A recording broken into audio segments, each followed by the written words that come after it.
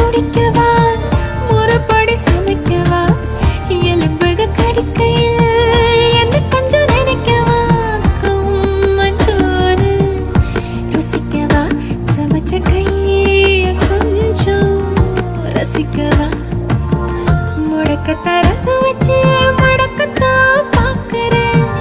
ரெட்டை தோசை சுட்டு வச்சு தாவ காக்குறேன் முக்கண்ணு நுங்குன நிக்கிறேன் மண்டரே